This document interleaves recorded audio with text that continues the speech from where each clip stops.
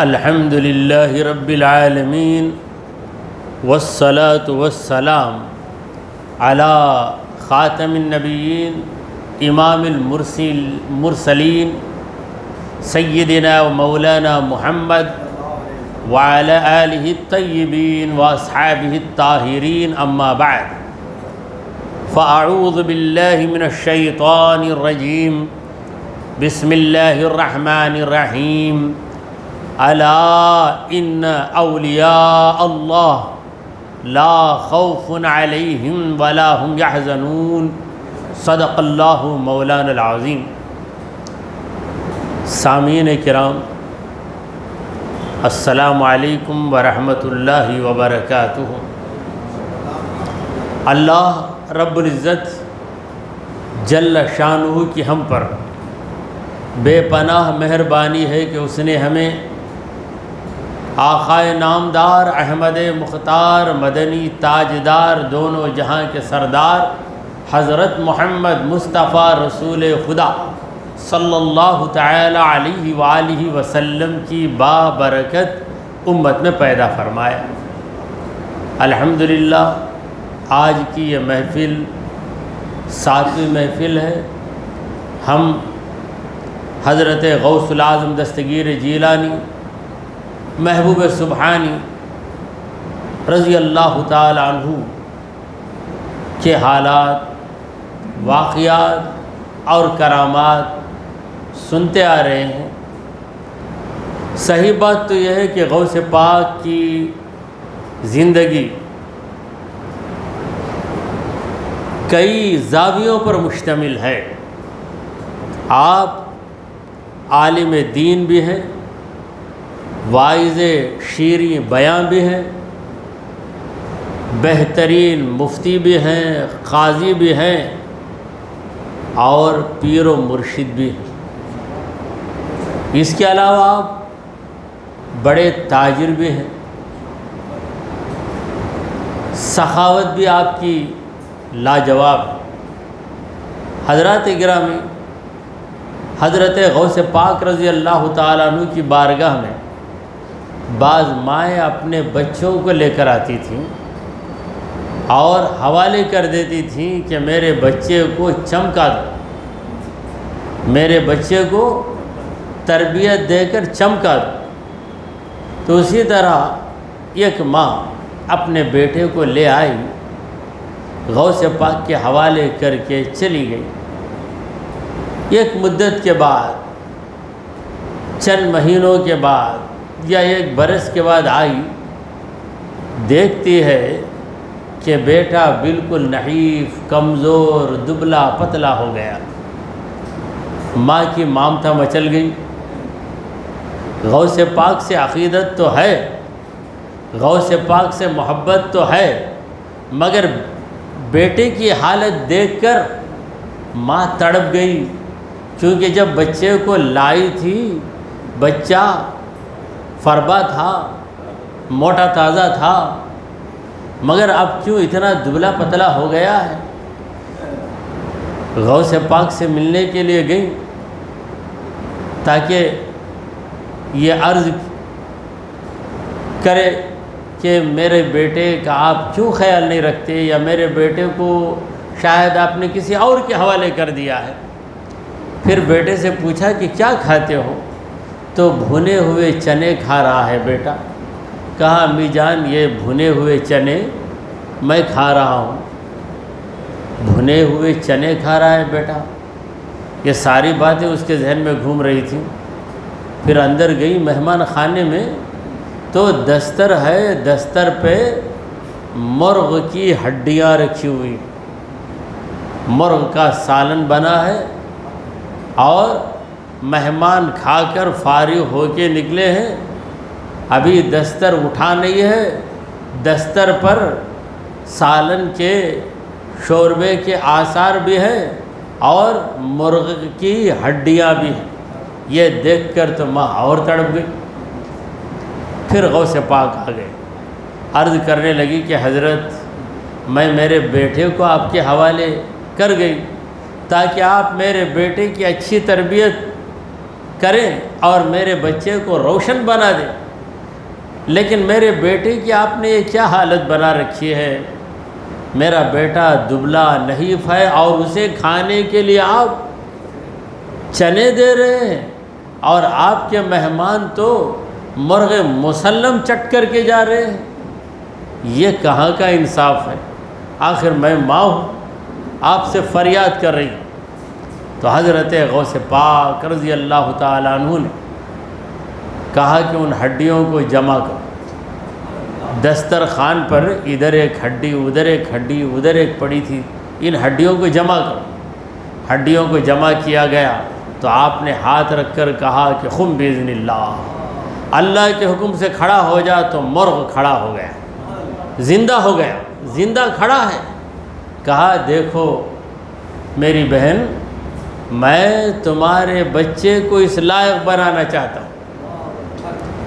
تم نے کہا کہ تمہارا بیٹا چمک جائے، تمہارا بیٹا قابل ہو جائے، تمہارا بیٹا لائق ہو جائے۔ جب تک تمہارا بیٹا ریاضتوں کی بھٹی میں جل کر نہیں چمکے گا، یہ مقام اسے حاصل نہیں ہو سکتا۔ نامی کوئی بغیر مشقت نہیں ہوا، نامی کوئی بغیر مشقت نہیں ہوا، 100 بار جب عقیق کٹا تب نگیں ہوا۔ عقیق ایک پتھر ہے، اسے 100 بار بسولوں سے کاٹا جاتا ہے تاکہ اس کا سائز برابر ہو جائے، اس کی مقدار برابر ہو جائے، تب جا کر اسے انگوٹھی کا نگ بنایا جاتا ہے، نگینہ بنایا جاتا ہے، اور وہ انگوٹھی بادشاہ کی انگلی میں جاتی ہے تو بادشاہ کی انگلی کی زینت بن جاتا ہے وہ پتھر، جسے ایک بار نہیں بار بار کاٹا گیا۔ تو حضرت غوث پاک رضی اللہ تعالیٰ عنہ کی تربیت کا یہ عالم تھا کہ خود غوث پاک کی ریاضتوں کا عالم ہم سنیں گے تو حیران رہ جائیں۔ آپ ساری رات میں قرآن مجید ختم کر لیا کرتے تھے، اور بسا اوقات آپ ایک پیر پہ کھڑے ہو کے قرآن پڑھتے تھے تاکہ نیند کا غلبہ نہ ہو۔ یہ ریاضتیں، کوئی پوچھ سکتا ہے اس کی کیا ضرورت تھی؟ اس کی کیا ضرورت تھی؟ عام لوگ کہیں گے اس کی کیا ضرورت تھی، مگر اللہ والے جانتے ہیں کہ اس کی کیا ضرورت ہے۔ دیکھیے دنیا میں کامیابی کے لیے ایک طالب علم، ایک اسٹوڈنٹ رات کے 3 تک جاگ کر پڑھتا ہے، اس سے کوئی نہیں پوچھتا کہ اس کی کیا ضرورت ہے، کیونکہ اس کے بارے میں لوگ جانتے ہیں کہ اگر پڑھے گا تو لکھے گا، کامیاب بنے گا۔ یہی حال ریاضتوں کا بھی ہے۔ اشد الناس امثلهم طریقۃ اشد الناس بلاء، جو آزمائشوں میں زیادہ پیسے جاتے ہیں وہی اللہ تبارک و تعالیٰ کے پاس بڑا درجہ اور بڑا مقام رکھتے ہیں۔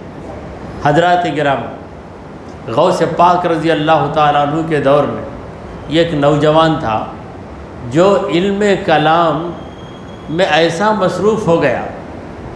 علم کلام کیا ہے؟ فلسفے کا علم، بحث کرنا، آرگومنٹ کرنا، ہر چیز کو توڑ توڑ کے بات کرنا۔ تو علم کلام میں جانے کی وجہ سے اس کے عقائد بگڑ گئے، دین کی باتوں پر بھی اعتراض کرنے لگا، نماز پہ اعتراض کر رہا ہے، روزے پہ اعتراض کر رہا ہے، دلائل پیش کر رہا ہے۔ اس کی ماں پریشان ہو گئی، اب اسے کس کے پاس لے کر جاؤں؟ کیونکہ اس کا تعلق ایک ایسی جماعت سے ہو گیا جو صرف بحثیں کریں گے، اور بحثیں کرتے کرتے دین کی ایک ایک بات کا مذاق اڑائیں گے۔ ایسے لوگوں میں شامل ہو گیا۔ اب اسے کہاں لے کر جاؤں؟ کسی بھی بڑے سے بڑے مولانا کے پاس لے جاؤں تو وہ کہتے ہیں بھائی کون اس کے ساتھ سینہ پھوڑی کرے گا، کون اس کے ساتھ بحث کرے گا، یہ کوئی بات مانتا ہی نہیں۔ آخر وہ عورت اپنے نوجوان لڑکے کو لے کر غوث الاعظم کے پاس چلے گئی، غوث پاک کے پاس جا کر بیٹھا، عرض کرنے لگی کہ حضرت یہ بڑی بحث کرتا ہے، ہر بات پر لمبی لمبی تقریر کر کے صحیح کو غلط بتا دیتا ہے اور کوئی اس سے منہ لگنا پسند نہیں کرتا۔ آخر میرا بچہ گمراہ ہو گیا، میں کیا کروں؟ غوث پاک رضی اللہ تعالیٰ عنہ نے دیکھا اور اس کے سینے پہ اپنا ہاتھ پھیرا، سینے پہ ہاتھ رکھ کے کہا کہ بیٹا بولو کیا ہے بحث تمہاری؟ کچھ اسے یاد ہی نہیں آ رہا۔ وہ ایسا محسوس کرنے لگا کہ علم کلام سے اس کا دماغ خالی ہو گیا، اس کا سینہ خالی ہو گیا، علم کلام کی اسے ہوا بھی نہیں لگی، بیٹھا ہے، وقت گزر رہا ہے، وقت گزر رہا ہے۔ پھر غوث پاک نے کہا کہ بیٹا تو آ گیا ہمارے پاس، اب ہم تجھے وہ علم دیں گے جس سے تو بیکار بحثوں کو چھوڑ دے گا، اللہ اور اس کے رسول کو پہچان لے گا۔ پھر آپ کا فیض ہوا کہ وہ سنبھل گیا، سدھر گیا، راہ راست پر آ گیا۔ تو حضرت غوث پاک رضی اللہ تعالیٰ عنہ نے دین کو اپنی کرامتوں کے ذریعے پھیلایا۔ یہ ایک مرتبہ کا واقعہ ہے کہ حضرت غوث پاک رضی اللہ تعالیٰ عنہ کھڑے ہوئے تھے، ایک ڈاکو آپ کا ہاتھ پکڑ لیتا تاکہ آپ کو لوٹ لے۔ دیکھنے میں ہمارے غوث پاک بڑے پروقار، بڑے مالدار محسوس ہوتے تھے، کیونکہ آپ ایسا عمدہ پوشاک پہنتے تھے جسے اس دور کا مالدار انسان پہنا کرتا تھا۔ ایک شخص کو غوث پاک کو شبہ ہو گیا، یہ تو بہت بڑے عالم ہیں، بہت بڑے پیر ہیں، ان کے کئی مریدین ہیں، لیکن اتنا بھاری لباس پہنتے ہیں، اتنا بھاری کپڑا یہ پہنتے ہیں۔ کیونکہ بعض لوگوں کا نظریہ ہے کہ اللہ والا کوئی ہو جائے، عالم دین کوئی ہو جائے تو نہ اچھی چیز کھائے، نہ اچھا کپڑا پہنے، نہ کسی اچھی سواری پہ جائے۔ اس طرح اگر گیا تو کہتے کیا اللہ والا بھائی، اتنی بڑی دعوت کرایا ہو، اتنا بہتر کپڑا پہن لیا ہے، یہ تو اللہ کی نعمتیں۔ اگر خدا نعمتیں دیتا ہے تو اللہ والا اسے اپنا لیتا ہے، اگر خدا نعمتیں روک دیتا ہے تو اللہ والا شکایت نہیں کرتا۔ تو غوث پاک کے بارے میں ایک شخص کو شبہ ہو گیا، اور اللہ کے جو اولیاء ہیں وہ دلوں کی باتوں کو پہچان لیتے ہیں، دل میں جو گزر رہا ہے انہیں معلوم ہو جاتا ہے، یہ اللہ والوں کا معاملہ ہے۔ تو قریب بلایا اور آستین نکال کر بتایا کہ دیکھ یہ آستین ہے، اس میں پیون بھی لگ کر ہے، بھاری کپڑا ہے، معمولی تاٹ کا پیون اس میں لگ کر ہے۔ بتایا کہ عبد القادر کے پاس اس بھاری کپڑے میں اور اس تاٹ میں کچھ فرق نہیں ہے، دونوں برابر ہیں، میرا پروردگار جو مجھے دے دیتا ہے میں اسے پہن لیتا ہوں۔ حضرات گرامی، میں عرض کر رہا تھا کہ اللہ کے جو اولیاء ہوتے ہیں وہ دلوں کا راز جان لیتے ہیں، دلوں کی کیفیت کو جان لیتے ہیں۔ اللہ تعالیٰ انہیں کشف کی دولت سے نواز دیتا ہے۔ کشف کا معنی کیا ہے؟ چھپی ہوئی چیز کو جان لینا۔ چہرہ دیکھنا ہمارا کام، دلوں کو دیکھنا اللہ والوں کا کام۔ ہم اپنا چہرہ بناتے ہیں، اللہ والے لوگوں کے دلوں کو بناتے ہیں۔ دنیا کے حسینوں سے کامل محبوب خدا کو کیا نسبت، دنیا کے حسینوں سے کامل محبوب خدا کو کیا نسبت، یہ خود کو سنوارا کرتے ہیں، وہ سب کو سنوارا کرتے ہیں۔ اللہ والے تمام لوگوں کو سنوار دیتے ہیں، ان کی صحبت میں جو بیٹھ جائے اس کا دل اللہ کی یاد میں مگن ہو جاتا ہے۔ یہ ایک بہت بڑے بزرگ تھے، حضرت ابو الحسن خرقانی رحمۃ اللہ علیہ۔ ان کی محفل میں ایک بڑا فلسفی آ گیا۔ فلسفی یعنی بحث کرنے والا، ہر چیز کے بارے میں یہ نظریہ قائم کرنے والا کہ ایسا کیوں، ویسا کیوں، ایسا کیوں، ویسا کیوں۔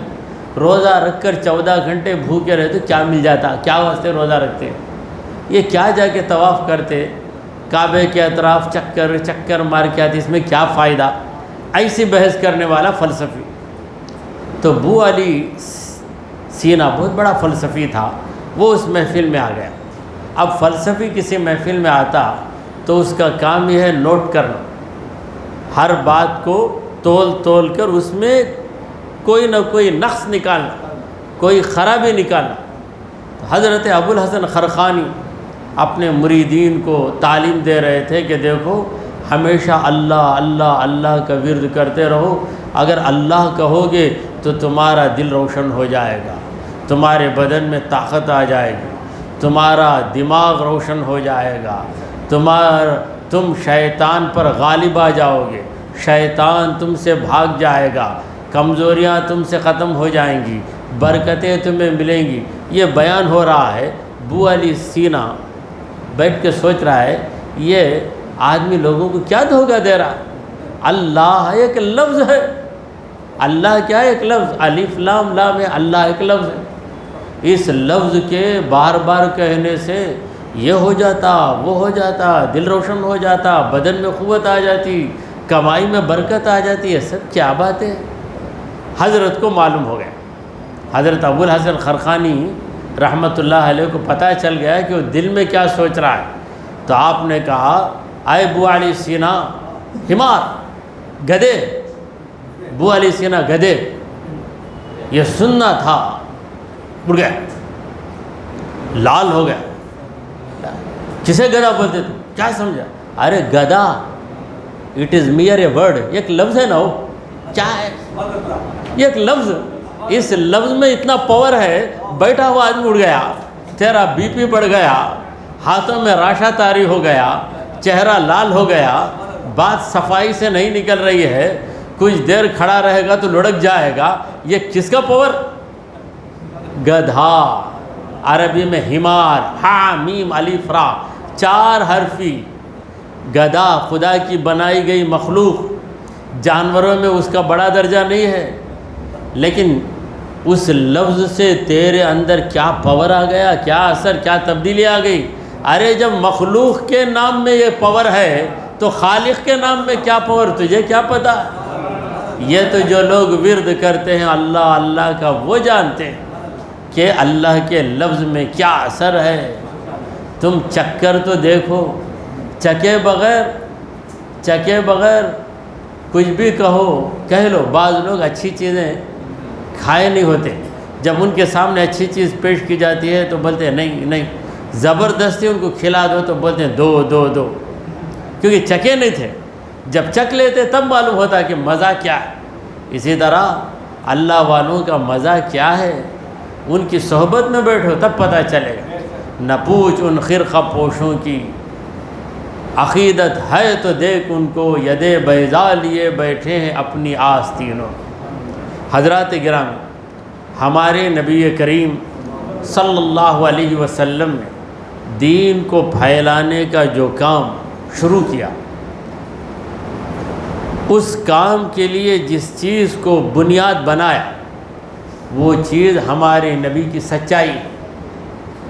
ہمارے پیارے آقا صلی اللہ علیہ وسلم نے پہلی بار لوگوں کو اکٹھا کیا، کلمہ ابھی نہیں سنایا، دین کا پیغام ابھی پیش نہیں کیا، لوگوں سے یہ پوچھا کہ میں اگر تمہیں عجیب و غریب بات بتاؤں تو کیا تم اسے تسلیم کرو گے؟ اگر میں کہوں کہ جس پہاڑ پہ میں کھڑا ہوا ہوں، پہاڑ کی چوٹی پر، صفا پر، پیچھے سے ایک فوج آ رہی ہے، اگر میں کہوں تو تم تسلیم کرو گے؟ لوگوں نے کہا اے محمد صلی اللہ علیہ وسلم، یہ بات تو اس قابل ہی نہیں ہے کہ اس کو تسلیم کیا جائے، یہ بالکل انبلیویبل، اس کو بلیو نہیں کر سکتے، مان نہیں سکتے، تسلیم نہیں کر سکتے، مگر اے محمد تمہاری زبان سے نکلتی ہے تو ہم مان کر ہی رہیں گے۔ وجہ یہ ہے کہ ما جربنا علی کا کذبا قط، 40 سالہ زندگی میں یہ ایک بار بھی آپ کو جھوٹ بولتے ہوئے ہم نے دیکھا ہی نہیں۔ آپ کے سوا دوسرا بولتا تو ہم انکار کر دیتے، مگر آپ کہیں گے تو ہم اقرار کریں گے، کیونکہ آپ کی زبان سے کبھی جھوٹی بات نہیں نکلی۔ تب نبی کریم صلی اللہ علیہ وسلم نے فرمایا کہ جب میری سچائی پر تمہیں اتنا یقین ہے، میرے سچ ہونے پر تمہیں اتنا بھروسہ ہے، تو سنو، میں ایک سچی خبر تمہیں دے رہا ہوں۔ وہ سچی خبر یہ ہے کہ اللہ کے سوا کوئی معبود نہیں اور میں اللہ کا رسول۔ تو یہی منظر، یہی جلوہ حضرت غوث العظم کی زندگی میں نظر آ رہا ہے۔ حضرت غوث پاک رضی اللہ تعالیٰ عنہ کو شوق ہوا علم دین حاصل کرنے کا۔ غوث پاک کو علم دین حاصل کرنے کا شوق ہوا، اگرچہ کہ آپ پیدائشی ولی ہیں۔ تو اس سے پتہ چلا کہ علم کا حاصل کرنا کس قدر ضروری ہے۔ بعض لوگ علم کو بیکار چیز سمجھتے ہیں، اور یہ محفلیں بھی علم کی محفلیں ہیں۔ خود غوث العظم نے کہا، درست العلم حتی صرت خطبہ، میں علم حاصل کیا حتی صرت خطباً، یہاں تک کہ میں خطب بن گیا۔ یعنی مجھے ولایت کا درجہ علم کی بدولت حاصل ہوا۔ اور امام شافعی رحمۃ اللہ علیہ فرماتے ہیں کہ لم یتخذ اللہ جاہلا ولیا، اللہ نے کسی جاہل کو ولی نہیں بنایا۔ ولی بنانا اللہ چاہتا ہے تو پہلے اسے علم کی طرف مائل کر دیتا ہے، وہ علم حاصل کرتا ہے، پھر اس کے بعد علم پہ عمل کرتا ہے، عمل کرنے کے بعد خدا کا ولی بنتا ہے۔ تو غوث پاک رضی اللہ تعالیٰ عنہ پیدائشی ولی ہے، بچپن ہی سے نیک، متقی، پرہیزگار، مگر علم دین حاصل کرنے کا شوق ہوا۔ اپنی والدہ سے عرض کرنے لگے کہ امی جان، اگر آپ اجازت دیتی ہیں تو میں جا رہا ہوں علم کے مرکز کی طرف اور وہاں جا کے علم حاصل کرتا ہوں۔ اس زمانے میں علم کا مرکز بغداد تھا، بغداد۔ تو بغداد جانے کی مجھے اجازت دیجیے۔ اور غوث پاک گیلان کے رہنے والے تھے۔ گیلان ایران کا ایک قصبہ ہے۔ تو آپ کی والدہ نے کہا کہ بیٹا، ایسی چیز کے لیے تو درخواست کر رہا ہے کہ میں تیری درخواست کو رد کر ہی نہیں سکتی، کیونکہ تو دولت نہیں چاہتا، دنیا کی کوئی چیز طلب نہیں کرتا۔ تیرے نبی، تیرے دادا جان کی جو وراثت ہے علم، اس علم کو حاصل کرنا چاہتا ہے، اور علم ہی پیغمبر کی وراثت ہے۔ حضور سرکار دو عالم صلی اللہ علیہ وسلم نے فرمایا کہ العلماء ورثۃ الانبیاء، علماء کرام یہی نبیوں کے وارث ہوتے ہیں۔ لم یورثوا دینارا ولا درہما، پیغمبروں نے دینار اور درہم کو اپنی وراثت میں نہیں چھوڑا۔ انما ورثوا العلم، پیغمبروں نے اپنی وراثت میں چھوڑا ہے تو علم کو چھوڑا۔ علم ہی پیغمبر کی میراث، پیغمبر کی جائیداد، پیغمبر کی وراثت۔ تو علم حاصل کرنے کے لیے تم جا رہے ہو بیٹا، ضرور جاؤ، اگرچہ کہ میں تمہیں بھیج کر تنہا رہ جاؤں گی، مگر جاؤ۔ اس وقت ہمارے غوث پاک کی عمر 18 سال کی تھی، 18 سالہ نوجوان، جوانی کا وہ مرحلہ جس میں بہت سے نوجوان بھٹک جاتے ہیں، غلط راستے پہ چلے جاتے ہیں۔ بالآخر جب والدہ سے اجازت مل گئی تو اس زمانے کے دستور کے مطابق ایک بستی سے دوسری بستی کو جانا ہوتا تو لوگ قافلے میں شامل ہو جاتے۔ تجارت کے لیے لوگ جاتے تو کوئی 1-2 آدمی نہیں جاتے، 20-25 آدمی مل کر جاتے تھے، کیونکہ تنہائی میں کوئی بھی حملہ کر دے سکتا ہے۔ تنہائی میں کوئی مصیبت آئے تو ایک دوسرے کی مدد کریں گے، اس لیے کاروان یا قافلے کی شکل میں جاتے تھے۔ حضرت غوث پاک کی والدہ نے بھی کہا کہ بیٹا، ایک قافلہ جو بغداد کی طرف جا رہا ہے، اس قافلے میں تم شامل ہو جاؤ۔ جب بغداد پہنچ جاؤ جب بغداد پہنچ جاؤ تو وہ قافلہ اپنے اپنے کام میں لگ جائے گا، قافلے کے لوگ تجارت میں اور دوسرے کاموں میں لگ جائیں گے، اور تم وہاں کے علماء کے پاس جا کر علم دین حاصل کرنے میں مصروف ہو جانا۔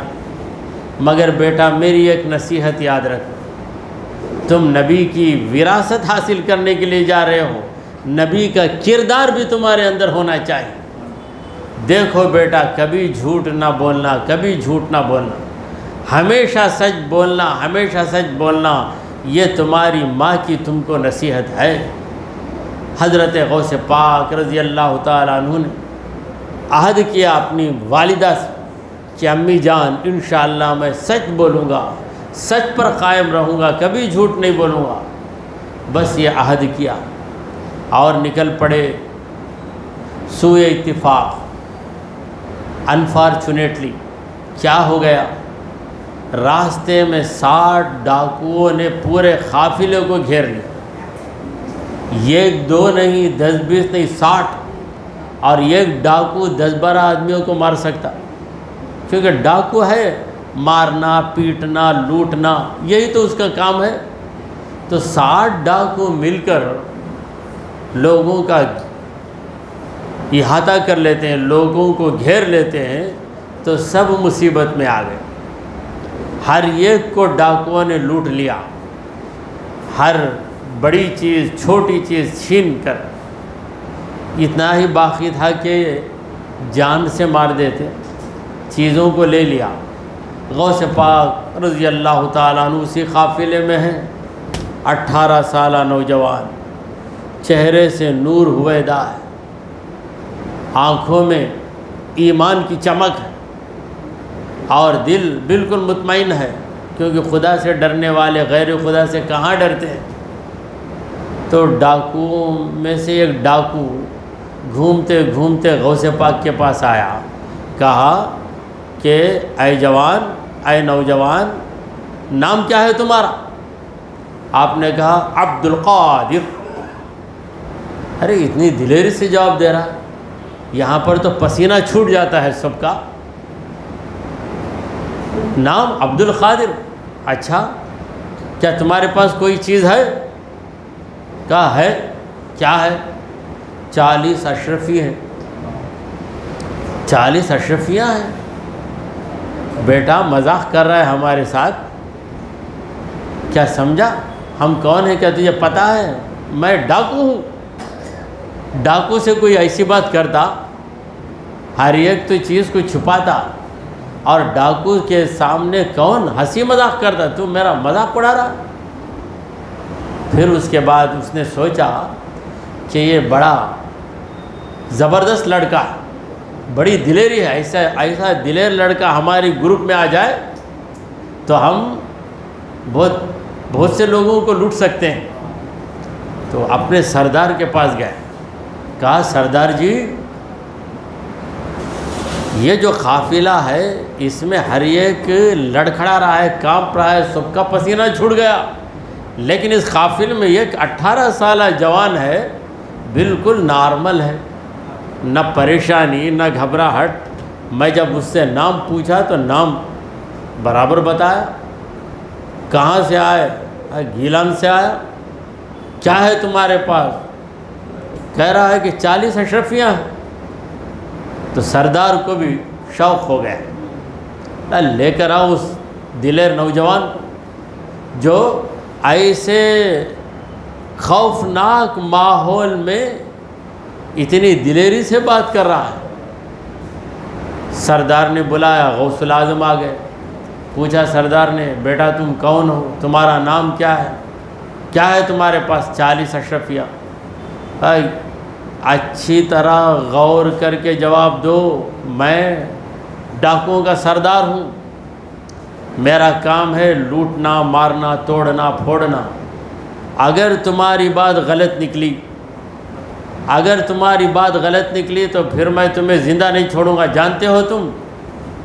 جانتا ہوں۔ کہاں ہے بتاؤ؟ کہا میری آستین میں ہے۔ اچھا آستین میں ہے؟ پھر کہا کہ اس کو ادھیڑو، تو خود ہی اس کو ہلانے لگے، پھر ایک دو ڈاکوؤں نے مدد کی تو کھل گئی۔ آپ کی والدہ نے آستین کے اندر اتنی نزاکت کے ساتھ اشرفیوں کو رکھ کر سی دیا کہ کسی کو پتہ ہی نہیں چلے کہ اس کے اندر یہ ہے۔ آپ کی والدہ نے کہا کہ بیٹا جب ضرورت ہوگی تو اسے خرچ کرنا، بغداد جانے کے بعد ضرورت پڑے گی تمہیں کھانے کی، کسی چیز کے خریدنے کی، تو یہ اشرفیاں خرچ کرنا۔ تو جب دیکھا کہ واقعی گن کر دیکھا تو 40 اشرفیاں برابر ہیں۔ کہا دیکھ بیٹا ایک بات میری سمجھ میں نہیں آئی، یہ کہ ایک چیز ہم سے بچانے کے لیے لوگ کوشش کر رہے ہیں، جھوٹ بول رہے ہیں، اور تیرا یہ راز ہمیں معلوم ہی نہیں تھا، تیری آستین میں 40 اشرفیاں ہیں یہ ہمیں پتہ ہی نہیں تھا، مگر تو نے کیوں کہہ دیا، سچ کیوں بولا؟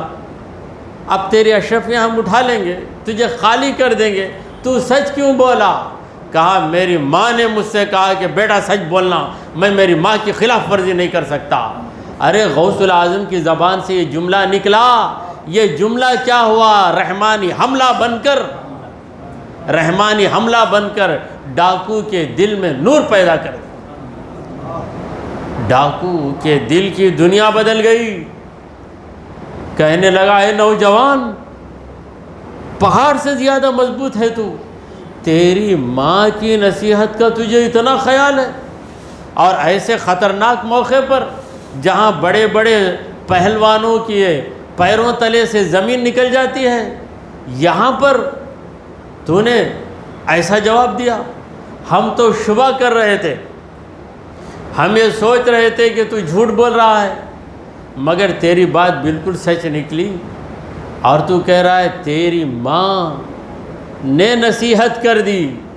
غوث العظم نے کہا کہ میری ماں نے مجھے نصیحت کی کہ بیٹا ہمیشہ سچ بولنا، لہٰذا میں سچ بولا ہوں۔ تو ڈاکوؤں کے سردار نے کہا کہ دیکھ بیٹا، جب تو تیری ماں کی بات کا اتنا خیال کرتا ہے، اور میں خدا کا بندہ، اتنی میری عمر ہو گئی، میرے رب کی بات کا میں نے کبھی لحاظ نہیں کیا، میں لوگوں کو لوٹ رہا ہوں، لوگوں پہ ظلم کر رہا ہوں، لوگوں کو ستا رہا ہوں، خدا کے بندوں کو اذیت دے رہا ہوں، حرام طریقے سے کما رہا ہوں، آج تک جو کمایا ہوں غلط طریقے سے کمایا ہوں، اور اس پہ میں ناز بھی کر رہا ہوں، لیکن اے بیٹے تیری بات نے میرے دل کی دنیا کو روشن کر دیا، اب تیرا ہاتھ پکڑ کر میں یہ عہد کرتا ہوں کہ آئندہ کبھی ڈکیتی نہیں کروں گا، لوٹ مار نہیں کروں گا، کسی کو نہیں ستاؤں گا، کسی کو اذیت نہیں دوں گا، اب بس میں میرے رب کی عبادت میں مصروف ہو جاؤں گا، پتہ نہیں کب مجھے موت آ جائے۔ تو یہ استقامت، ہمارے غوث پاک کی استقامت کہ سچ پر قائم رہوں گا، تو اس استقامت نے کیا کرشمہ دکھایا۔ اب ڈاکوؤں کا سردار آپ دیدہ ہو گیا، دوسرے ڈاکو آئے جمع ہو گئے، کیا ہو گیا سردار آپ کو؟ کہنے لگا آج سے میں تمہارا سردار نہیں ہوں، میں نے اس نوجوان کے ہاتھ پر توبہ کی ہے، اب میں غلط کاموں کو چھوڑ دوں گا، اب تمہاری مرضی، تم اسی راستے پہ رہنا چاہتے ہو رہو، لیکن میں تو سنبھل گیا، میں کبھی لوٹ مار نہیں کروں گا، کبھی کسی کو نہیں ستاؤں گا، حرام طریقے سے دولت کو نہیں کماؤں گا۔ تو جتنے اس سردار کے متبعین تھے، فالوئرز تھے، ان تمام ڈاکوؤں نے کہا کہ سردار غلط راستے میں آپ ہمارے سردار تھے، تو نیکی میں بھی آپ ہی ہمارے سردار ہیں، لہٰذا ہم بھی توبہ کرتے ہیں۔ پھر قافلے والوں کو بلا کر سارا سامان واپس کر دیا، اور قافلے والوں سے معافی طلب کی کہ ہم نے تمہیں بہت ستایا، تم کو پریشان کیا، تم کو بے عزت کیا، کسی کو ہم نے مارا بھی ہے، ہم کو معاف کر دو، اللہ کے لیے معاف کر دو، یہ تمہاری چیزیں لے کر جاؤ۔ تو قافلے والے غوث العظم کی وجہ سے بچ گئے، ورنہ ان کا حال کیا ہوتا تھا۔ اور یہ کہ ہی جملے نے 60 ڈاکوؤں کو متقی بنا دیا۔ 60 ڈاکو اسی وقت توبہ کر کے اللہ والے بن گئے۔ میں عرض کرنا چاہتا ہوں کہ سید الانبیاء محمد الرسول اللہ صلی اللہ تعالی علیہ وآلہ وسلم نے سچائی کو بنیاد بنا کر دین کا کام شروع کیا، دین کی تبلیغ فرمائی، تو وہی سچائی حضرت غوث العظم دستگیر جیلانی رضی اللہ تعالیٰ عنہ کے اصلاحی کام کی بنیاد رہی۔ یہ پہلی جماعت تھی، 60 ڈاکوؤں کی جماعت، جنہوں نے غوث العظم دستگیر جیلانی رضی اللہ تعالیٰ عنہ کے ہاتھ پر توبہ کی اور ہمیشہ ہمیشہ کے لیے نیک بن۔ ایسے کئی واقعات غوث پاک رضی اللہ تعالیٰ عنہ کی اصلاح کے کئی واقعات۔ کچھ دیر پہلے میں نے عرض کیا کہ ایک ڈاکو نے غوث العظم کا ہاتھ پکڑ لیا۔ غوث العظم نے کہا کہ اے رب العالمین، اس نے عبد القادر کا ہاتھ پکڑ لیا ہے، اس نے عبد القادر کا ہاتھ پکڑا، اے پروردگار اسے برباد نہ کر، اسے برباد نہ کر۔ یہ ہوتے ہیں اللہ والے، دشمنوں کے لیے بھی بھلائی چاہتے ہیں۔ یہ ایک فارسی شاعر کہتا ہے، شنیدم کہ مردان راہ خدا، شنیدم کہ مردان راہ خدا، دل دشمنا ہم نہ کردند تنگ، تورا کہ میسر شودی مقام کہ بادوستانت جدالست جنگ۔ شنیدم میں نے سنا ہے کہ مردان راہ خدا، جو اللہ کی راہ کے لوگ ہوتے ہیں، اللہ والے ہوتے ہیں، ان کی کیفیت، ان کی خصلت یہ ہے کہ دل دشمنا ہم نہ کردند تنگ، دشمنوں کے دلوں کو بھی وہ اذیت نہیں دیتے، دشمن کے دل کا بھی خیال رکھتے ہیں۔ اگر دشمن ہے، اس کے اندر کوئی عیب ہے تو اس عیب کا چرچا کر کے اسے ذلیل نہیں کرتے۔ تورا کہ میسر شودی مقام، یہ مقام تجھے کیسے مل سکتا ہے کہ بادوستان جدالست جنگ، دوستوں کے ساتھ ہی تو لڑ رہا ہے، جھگڑا کر رہا ہے، دوستوں کی بے عزتی کر رہا ہے، دوستوں کو رسوا کر رہا ہے۔ تو اللہ والے اپنوں کے لیے تو بھلائی پسند کرتے ہی ہیں، غیروں کے لیے بھی بھلائی پسند کرتے ہیں۔ جو غوث العظم کو لوٹنے کے لیے آئے وہ خود ہی لٹ گئے، مگر جب لٹے تو آباد بھی ہو گئے۔ یہ 60 ڈاکو غوث العظم کی صداقت، غوث العظم کی سچائی، غوث العظم کی استقامت کو دیکھ کر بدل گئے اور اللہ والے بن گئے۔ اسی طرح وہ ڈاکو جس نے غوث العظم کا ہاتھ بری نیت سے پکڑا، غوث العظم کی دعا کی بدولت اللہ تبارک و تعالی نے اس کے دل کو پھیر دیا۔ جب دل کو پھیر دیا تو غوث العظم نے کہا کہ دیکھو ابدال رہتے ہیں، یہ ایک ابدال کا انتقال ہو گیا، وہاں پر تم چلے جاؤ، شامل ہو جاؤ۔ ابدال یہ اولیاء کرام کی ایک جماعت ہے۔ ملک شام میں ہمیشہ 40 ابدال ہوتے ہیں۔ یہ ایک ابدال کا انتقال ہوتا ہے تو اللہ تعالیٰ دوسرے کو وہاں شامل کر کے 40 کا عدد مکمل کر دیتا ہے۔ تو ابدال کو ابدال کیوں کہا جاتا ہے؟ اولیاء کی کئی قسمیں ہیں، درجات ہیں، جیسے علماء کے بھی درجات ہیں۔ کوئی عالم محدث ہے، کوئی مفسر ہے، کوئی مفتی ہے، کوئی مقرر ہے، کوئی واعظ ہے، کوئی وراثت کا بیان کرنے والا فرائضی ہے، کوئی منطقی ہے، منطق کا زیادہ جاننے والا۔ تو علماء کی کئی قسمیں ہیں، اولیاء کی بھی کئی قسمیں، مگر سب کے سب اولیاء ہیں۔ کوئی مجذوب ہوتا ہے، کوئی سالک ہوتا ہے، تو کوئی غوث ہوتا ہے، کوئی قطب ہوتا ہے۔ تو ایک درجہ ہے ولیوں کا ابدال۔ ابدال کو ابدال کیوں کہتے ہیں؟ لفظ ابدال بدل سے بنا ہے، بدل کا معنی ہے بدل جانا، تو وہ بدل جاتے ہیں، عام لوگوں کی طرح نہیں رہتے۔ عام لوگوں کی زندگی الگ اور ان کی زندگی الگ رہتی ہے، ان کے اندر توکل کی شان رہتی۔ تو 40 ابدال، حدیث میں ہے کہ وَبِهِمْ يُسْقَوْنَ، ان کی وجہ سے لوگوں پر بارش برستی ہے، ان کی وجہ سے لوگوں پر خدا کی مہربانی ہوتی ہے، ان کی وجہ سے لوگوں سے عذاب ٹل جاتا ہے۔ تو حضرات گرامی، آپ نے اس ڈاکو کو اسی وقت ابدال کی حیثیت سے بھیج دیا۔ یہ تبدیلی کیسے آ جاتی ہے؟ اللہ تعالیٰ چاہتا ہے تو وہ ذرے کو ایک لمحے میں ستارہ بنا دیتا ہے، بس اس کے کرم کی ضرورت ہے۔ اس کا کرم ہو جائے تو خطرہ دریا بن جاتا ہے، اور اس کا کرم ہٹ جائے تو دریا خطرہ بن جاتا ہے۔ سب اس کے کرم پر منحصر ہے۔ حضرت غوث پاک رضی اللہ تعالیٰ عنہ کا لقب ہے محی الدین۔ محی الدین کا مطلب کیا ہے؟ دین کو زندہ کرنے والے، دین کو زندہ کرنا۔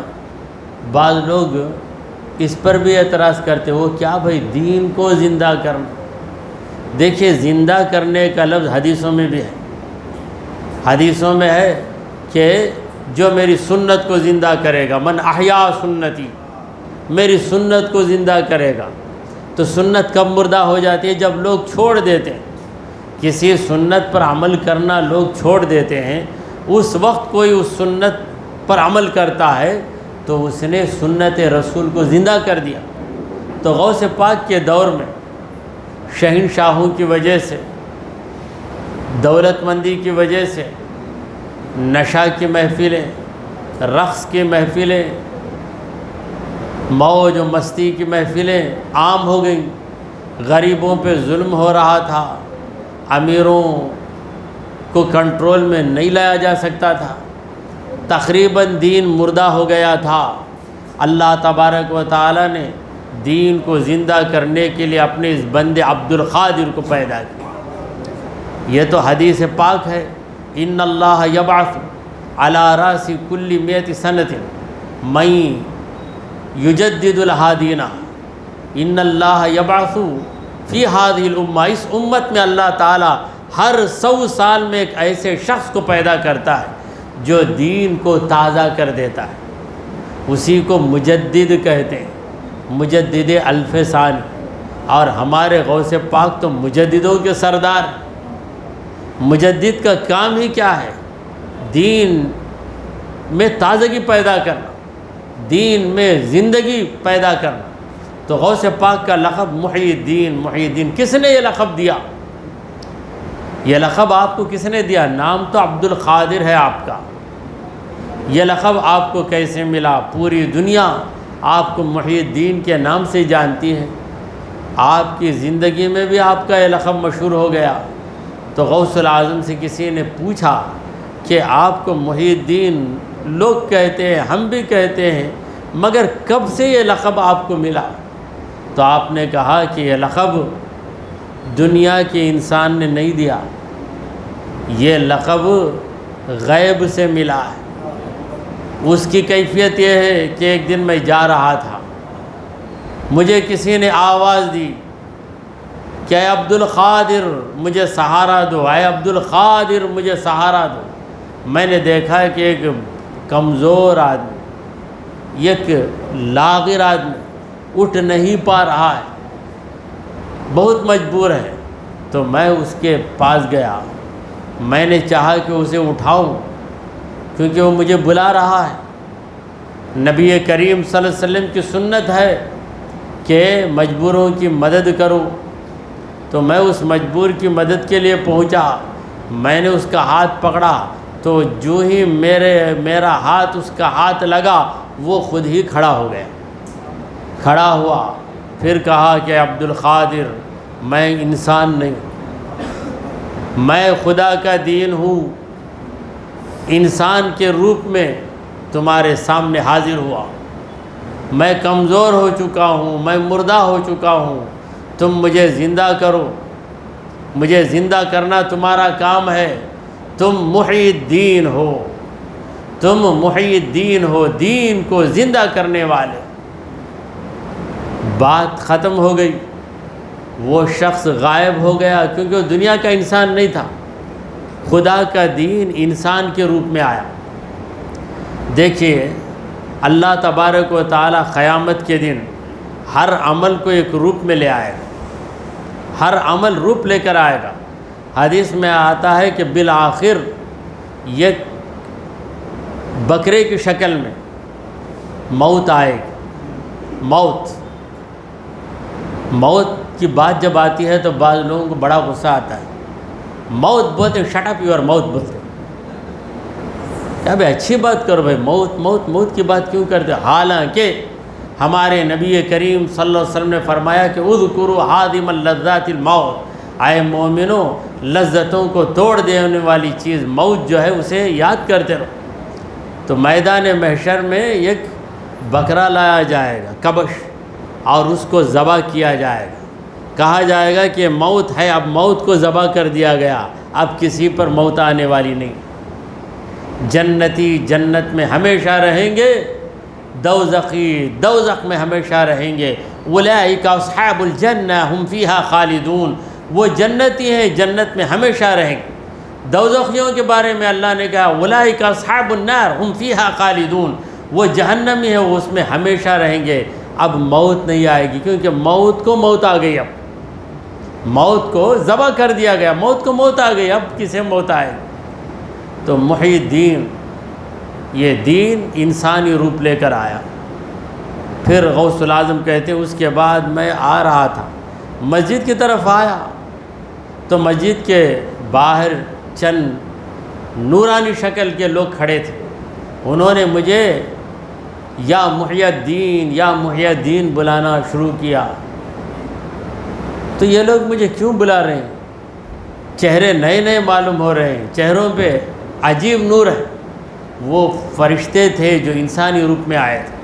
پھر میں مسجد میں گیا تو لوگوں نے مجھ سے گزارش کی کہ بیان کیجئے بیان کیجئے، تو میں بیان کے لیے ممبر پہ بیٹھ گیا۔ تو یہ محی الدین کا جو لقب ہے اس کی شروعات اس طرح ہوئی۔ پھر جب ممبر پہ بیٹھ گئے تو غوث الاعظم نے سوچا کہ میری مادری زبان فارسی اور یہ بغداد کے سارے لوگ عربی بولنے والے، تو عربی بولنے والوں کے سامنے میں عربی میں کیا خطاب کروں گا؟ یہ سوچ رہے تھے، غشی طاری ہوئی، سرکار دو عالم صلی اللہ علیہ وسلم جلوہ گر، رسول کریم صلی اللہ علیہ وسلم نے فرمایا کہ اے بیٹا منہ کھولو۔ غوث الاعظم تو حضور ہی کی اولاد ہے، امام حسن کی اولاد ہیں، امام حسن تو نبی کے نواسے ہیں، نواسے کی اولاد نانا ہی کی اولاد ہے۔ کہا بیٹا منہ کھولو۔ حضرت شیخ عبد القادر جیلانی رضی اللہ تعالیٰ عنہ نے اپنا منہ کھولا، سرکار دو عالم صلی اللہ علیہ وسلم نے 7 مرتبہ لعاب ٹپکا دیا، 7 مرتبہ۔ یہ بار بھی ٹپکا دیتے تو کام بن جاتا، مگر اور زیادہ چمکانا ہے، اور زیادہ روشن کرنا ہے۔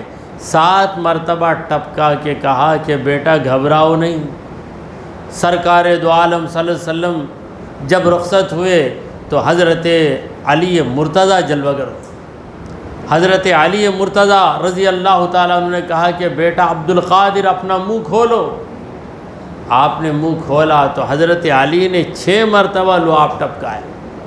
فیضان نبوت نے فیض یاب کیا تو اب فیضان ولایت نے فیض یاب کیا ہے۔